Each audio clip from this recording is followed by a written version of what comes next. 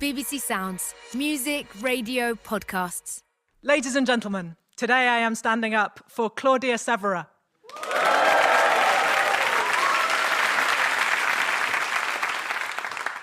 Claudia Severa is a woman about whom we know very little. I know that's not unusual in this show.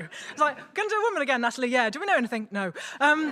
But we're going to do her because she is responsible for one of the most extraordinary archaeological finds in the history of Britain. And I know that sounds like a really big claim for someone you may well not have heard of, but I'm going to stand by it and I'm going to prove it, I promise. But first, I think I need to give you some context, or nothing that follows will seem wondrous, I say, inexplicably quoting from the Muppet Christmas Carol.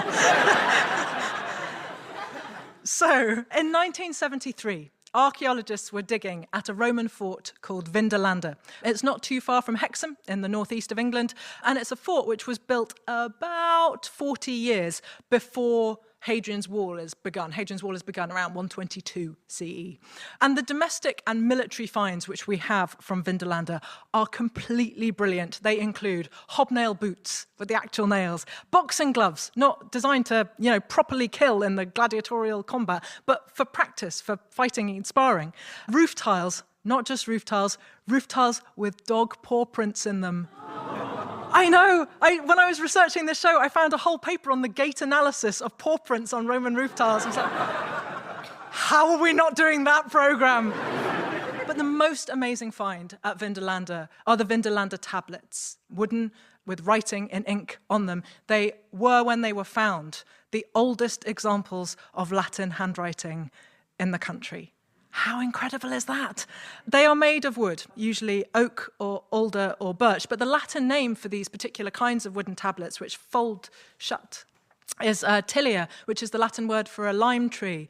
So obviously they're normally made further south where there are lime trees. In the northeast of England at that time, or Britain at that time, I should say, there aren't lime trees, but there are alder and oak and birch, and that's what they are made of. They are about postcard sized, like a small postcard, because obviously trees are easier for people to get hold of in Britain than papyrus. Which you find a lot more of further south. Although you do get the wooden tiles further south, but the papyrus less so up here.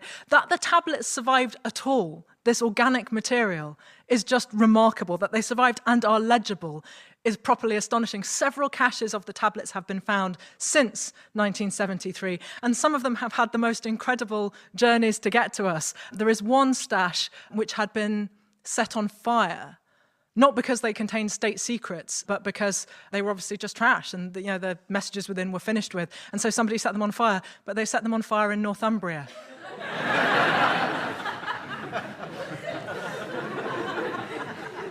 And so the fire went out. And yet, even though they got so damp, they still survived, and we can still read them. It's just remarkable. They reveal a slice of military and domestic life from the far north of the empire. That would be us. At around the turn of the 1st into the 2nd century, around 100 CE. Ladies and gentlemen, would you like to please welcome to the stage my guests, who are Professor Llewellyn Morgan and Dr. Paul Roberts.